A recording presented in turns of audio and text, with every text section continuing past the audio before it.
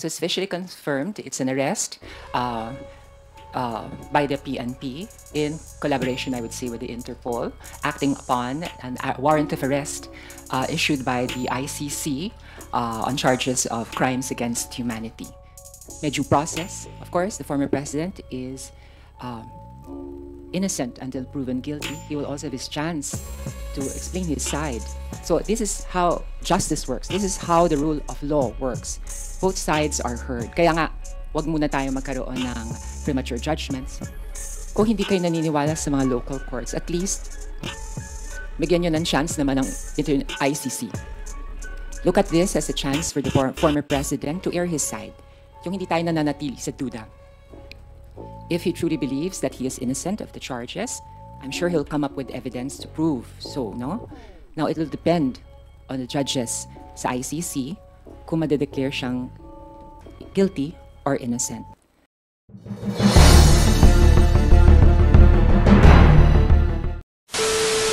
To everyone, medyo exciting mga developments ngayong araw na ito, and I hope I'll be able to clarify some issues with you. I look forward to your questions.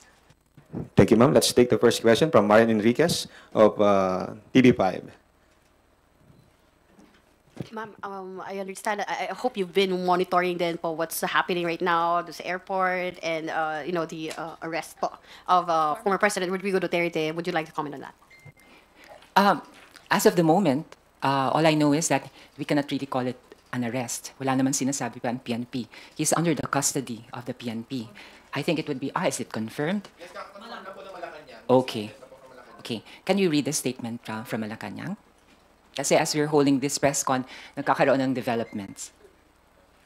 Yung PCO statement po, kaninang madaling araw natanggap ng Interpol Manila ang official copy ng warrant of arrest mula sa International Criminal Court.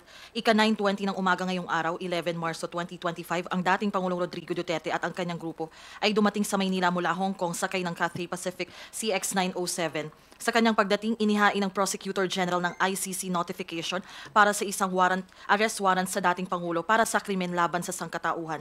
Ang dating Pangulo at ang kanyang grupo ay nasa mabuting kalusugan at sinuri ng mga doktor ng gobyerno. Sinigurado na siya ay nasa maayos na kalagayan. Ang mga opisyal ng PNP na nagpatupad ng warrant ay tiniyak na may suot na body camera. Sa ngayon, nasa kustodiya na siya ng mga kinaukulan. Okay, so it's officially confirmed. It's an arrest by the PNP in collaboration, I would say, with the Interpol, acting upon a warrant of arrest issued by the ICC on charges of crimes against humanity. All we can say at the moment is that this is proof that the Philippines is a country that respects the rule-based order in the world and that we uphold the rule of law. Nobody is above the law. And as a nation that prides itself in respecting that rules-based order around the world, wala tayong choice kundi mag-cooperate. Sa nakaraan, nakapag-cooperate rin naman sa atin ng Interpol, even in sa paghahanap kay Alice Go. So, ganun talaga. Isa tayong komunidad ng nations, and we just have to respect the rule of law, hindi lamang sa ating bansa, kundi sa buong mundo. Ma'am, si former President Rodrigo Duterte po would sit as one of the legal counsel po ni VP Sara Duterte if mag-start na raw po impeachment trial. How would this affect po maybe the defense or the camp of VP Sara Duterte? I think the defense team of VP Sara would be in a better position to answer that. I would surmise that they would find another person. Hindi lang naman si former president ang nag-volunteer na tumayo bilang abogado ni VP Sara doon sa impeachment trial. Marami sabi nila na abogado rin. So I think sila dapat na maglinaw nito. Okay, Marian. Next questions from Melalis Moras of PTV4. Ma'am, follow-up lang po muna dun sa about kay former President Duterte. Kasi isa yung yung House Squad Committee, na isa sa mga committee ng joint panel dito sa Kamara, yung mga tumutok din sa issue ng war on drugs, na sila yung isa sa mga nilapitan ng mga biktima, EJK victims family. Sa tingin niyo po, gaano kalaking tulong na naungkat sa House Squad Committee hearing itong mga isyong ito para magkaroon ng ganitong resulta nga na umabot na sa arrest ngayong araw? Ang investigasyon doon sa partisipasyon ng dating Pangulo sa mga alleged crimes against humanity dun sa war against drugs, lalong-lalo dun sa mga extrajudicial killings. Actually, nag-start yan as early as January or February of 2018. Merong human rights groups na nag-file ng case sa ICC. Now, ano ba ang partisipasyon ng Quadcom? Magmula nung nagsimula yung Quadcom, October 2024, marami tayong nadiskubre.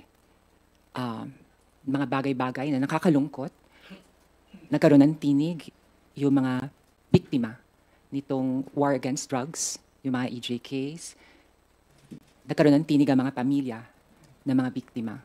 And I would say that actually strengthened the case against the former president. And during those hearings, by his own admission, the former president also mentioned that he did have a role, that he did order many of the killings. In fact, I couldn't believe it when I heard and I saw it on television na talagang sinabi niya na nagpapapatay siya. Sabi ko nga, I mean, that's counterintuitive for a person to actually admit his guilt. So, I would say na malaki ang ambag ng Quadcom sa paglikom ng ebidensya at mga pruweba na magagamit sa kaso na to sa ICC. Any message po, ma'am, sa mga pamilya ng mga biktima rin, ng mga, ito nga, finally, ito kasi ever since, kahit yung mga na-interview po namin na umaattend sa hearing, ito po yung hiling nila, sana talagang magkaroon na ng hustisya dito. Ano pong mensahe nyo dito sa mga pamilya at ang mga biktima ng umano'y EJK? Ang masasabi ko lang sa mga pamilya ng biktima ng EJKs ay ito. Bilog ang mundo. And sooner or later, we'll have all to face justice, face the music. We heard you. We know how you feel. And dito sa House of Representatives, hindi naman po kami manhid sa pananawagan ng mga biktima ng EJK para sa magkamit ng katarungan. Kami po naman gumagawa ng batas. Ang unang-unang kumikilala ng kahalagahan ng isang rule-based order, ng kahalagahan ng the rule of law. Para pa kami gagawa ng batas kung kami mismo hindi namin kikilalanin na dapat manaig lagi ang batas. Alam nyo, iniisip ko, siguro humantong din sa panahon, ilang taon na nakaraan magmula noon, na nawawala ng pag-asa yung mga pamilya ng mga biktima.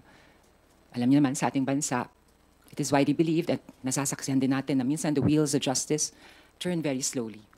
And marahil sa pamamagitan ng ICC, hindi na nga isang local court na nag-hear nito, ay magkakaroon ng katarungan ang ating mga biktima. No? So, the due process, of course, the former president is innocent until proven guilty. He will also have his chance to explain his side. So this is how justice works. This is how the rule of law works. Both sides are heard. Kaya nga, wag muna tayo magkaroon ng premature judgments. So let us let the ICC come up with its own judgment based on the evidence that is presented by both sides. There are always two sides to a coin. But ang punto lang dito, mahalaga para sa amin dito sa House of Representatives. At nakikita ko naman po ang effort ng ating Pangulong Bongbong Marcos. Ito'y bagay na kinikilala ng buong mundo upang itatag ang isang sistemang nakabase sa mga batas. Opo. Sorry, about sa anak naman po ni former President Duterte. Sa isang statement kasi ni Palace Press Briefer, Yusek Claire Castro, nasabi po niya na about po ito sa sinabi ni Vice President Sara Duterte na na-scam siya ng Unity. Ang sabi po ni Yusek Castro, kung na-scam po siya ng Unity, isn't it the other way around? Hindi naman po siguro inakala din ng miyembro o ng mga miyembro ng Unity na mabilis magagastos ni VP Sara yung 125 million pesos confidential funds in just 11 days. Hindi naman po siguro inisip yun at nagbigay ng tiwala sa kanya. Kayo po, ma'am, ano pong masasabi nyo dito? Do you agree with Yusek Castro po? I think that's another issue, no? Yung sa paggastos in 11 days ng confidential funds na 125 million. I'm trying to understand where VP Sara is coming from when she said na na-scam siya ng administrasyon. Maybe she had a set of expectations nung nanalo yung unit team na hindi na-meet. Ano ba yung mga expectations niya? Pero ako naniniwala ako, before you expect something from somebody, you should also be willing to give what you demand. I remember, nung panahon ni President Duterte, he demanded almost blind loyalty sa lahat ng partido. Mula sa legislative, sa Kongreso, sa Senado, sa House of Representatives, lahat, mga LGUs gusto niya lahat sumusunod at sumusuporta sa kanya. And I understand kung bakit.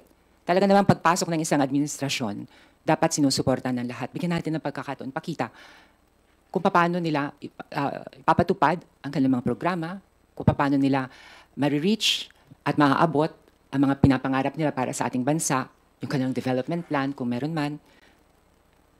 They demanded it. Up to the point na sometimes nahaharas na yung mga perceived political enemies nila.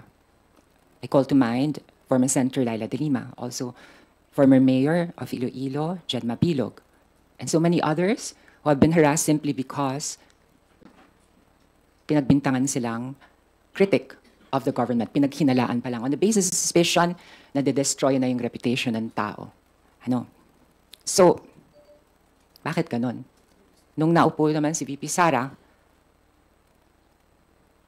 nakita ko, parang very antagonistic na yung kanyang attitude towards President Marcos. Alam niyo, tatapatin ko kayo. Pinaglaban ko tong love team na to eh. Ang unit team. Umasa ako na sana sa pamamagitan ng pagkakaisa, may susulong natin ang ating bansa.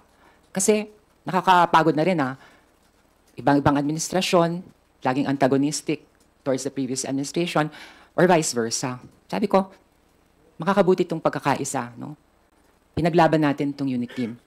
Pero katulad ng isang relasyon, hindi lang naman pwedeng isang bahagi ang nag-e-effort. Nakita ko naman, may effort kay Pangulong Marcos to incorporate and to involve VP Sara. She was given so many prerogatives, even beyond her position as Vice President, in recognition of her position, out of respect for her position. Pero anong sinukli? Bigla na lang may investigation ng mga senador na aligned with the Vice President kung gumagamit ng droga ang ating presidente. Saan ka naman nakarinig ng ganon? What if that happened during the previous administration? That was unimaginable, di ba? Pero ang bait ng Pangulo, tumahimik lang siya. Maybe hoping na baka naman mag-reach out sa kanya si VP Sara. Ganun ang relasyon, umaasa ka pa rin eh. Tapos, the next thing I know, napagmas na naman natin, she was already making declarations na gusto daw niyang pilipitin yung leeg ng Pangulo. Dahil hindi daw nagbigay ng relo doon sa isang graduation. Bakit? Trabaho ba ng presidente mamigay na relo? What if regalo ng misis niya yun? E tilagot-lagot siya pag pinamigay niya yon, diba? Napakababaw na dahilan. Tapos, humantong na sa puntong pati buhay ng Pangulo. Pinagbabantaan. Pati ng kanyang asawa. Pati ni Speaker Martin. I mean, tapos ngayon nagdademand ka. But you're not willing to give what you're demanding. And now you're saying ikaw ang iniwan. At sinasabi mo ikaw ang na-scam. Parang may mali naman yata doon sa declaration na yon. There's something inaccurate about it. Opo. Sorry, ma'am. Follow-up lang po. Sinabi din kasi niya dun sa isang niyang speech sa Hong Kong, pasalamat sa suporta sa aking mga kasamahan, program, proyekto sa Office of the Vice President dahil kayo lang ang sumusuporta sa OVP. Ang buong gobyerno, iniwan na po ang OVP. Maraming salamat. Kayo po ba, tingin nyo yung sinabi nga niya na the entire government has abandoned the OVP amid the ongoing feud with President Marcos? Sa tingin nyo, accurate po ba to? Do you agree with her? I don't agree with her.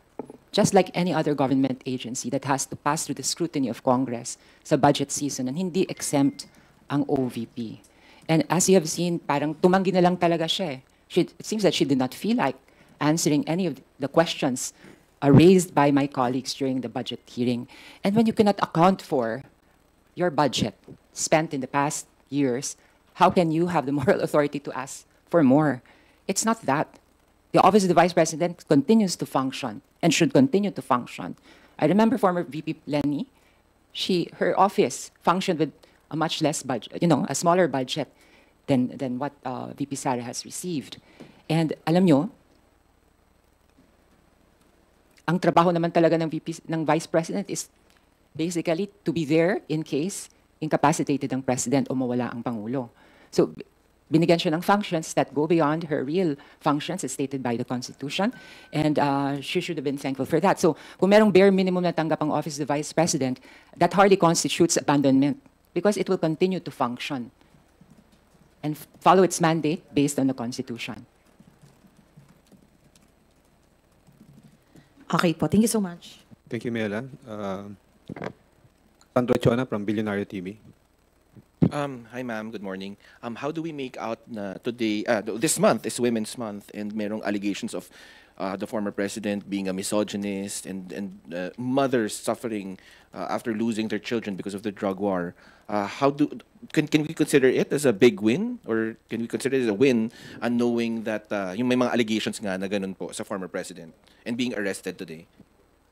Alam niyo, hindi sa pagiging bias dahil chair ako ng Committee on Women and Gender Equality. But the fact of the matter is that in situations of conflict, in war, it is always the women and the children who suffer more. And I believe nothing can surpass the pain of a mother losing a child. Lahat ng kanyang pangarap, lahat ng yung buhay na kinitil, ang kinabukasan ng batang nawawala, ng kanyang anak. Maaring i-argue ng ibang tao na, mga drug addict naman yan, how sure are you? Alam nyo, sa totoo, and we should all be aware of this, na wala namang akusado ang guilty until proven guilty. They're all presumed innocent. And these people will deny due process. Kaya nga, lagi naming pinagpipilitan at lagi naming dinidiin na mahalaga ang rule of law. Alam niyo, nung panahon ng war against drugs, maraming Pilipino ang tila bagang sumusuporta dito. And maybe this is born out of frustration dahil marami siguro nabibiktima rin ng mga drug addicts, no? But, that said, dapat din natin malaman na meron namang pamamaraan na sang-ayon sa batas na maaring gawin upang labanan ang droga. Hindi naman pwedeng you will totally ignore our existing laws, the judicial process, just so you can obtain your goals. The end does not justify the means. And, alagay ko napapatunayan naman natin yan ngayon eh. There are other ways of fighting against drugs.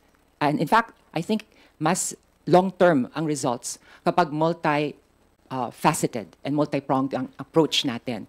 It's a matter of values education, also fighting poverty. It's also about more information dissemination, more awareness campaigns, and of course, ang ating kapulisan. Alam nyo, naniniwala ako sa dangal ng mga pulis eh. When you turn the police force into just I don't know, guns for hire, nakaka-insulto yun sa dangal ng mga pulis. Alam nyo, mataas ang tingin natin sa ating mga kapulisan. Tanungin nyo ang mga ordinaryong mga batang Pilipino, anong gusto mo anak pagtanda mo? Anong sagot? Gusto ko maging police, nay. Gusto ko maging police, tay. Why? Because superheroes sila sa mga mata ng bata.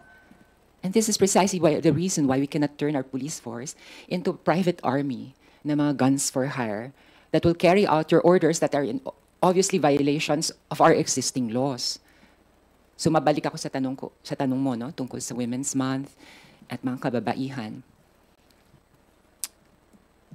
I think this is also a moral victory for women, especially for those mothers, for those wives, for those daughters who have lost a loved one because people have decided to ignore the rule of law. Ma'am, if in case dalhin na po sa The Hague ang dating Pangulo, sa tingin niyo po, may mensahe po kaya kayo sa kanyang supporters? Kasi for sure, tensions will, emotions will rise up. Ano po sa tingin niyo kaya yung dapat na maging perspektibo ng mga Pilipino sa ngayon? Kung hindi kayo naniniwala sa mga local courts, at least, bigyan nyo ng chance naman ng ICC. Look at this as a chance for the former president to air his side. Yung hindi tayo nananatili sa duda. If he truly believes that he is innocent of the charges, I'm sure he'll come up with evidence to prove so, no? Now, it will depend on the judges sa ICC kung madedeclare siyang guilty or innocent. So let's give time to due process also. And you just have to trust the process too. Ma'am, hindi rin po ba ironic na we're giving the person who deprived due process to a lot of Filipinos who died during the war on drugs, and yet we're giving him all the due process right now? How do we make out of that? Well, because we always have to take the higher moral ground. If as a nation and as a government, we claim to respect the rule of law, then we should be the first ones to observe it. Naniniwala ako na when we say na kailangan may due process, kailangan may rule of law, igagalang din natin ito. At sabi ko nga, the former president is innocent until proven guilty. Let the ICC do its work. The president, I'm sure, the former president has a team of lawyers as well, and whatever evidence will want to present, he will do it at the ICC. So, masakla pakinggan, di ba, na parang it's ironic, pero hindi tayo ganon. We take the higher moral ground, and this is the only way we can have moral authority to actually talk about the rule of law when we actually practice it.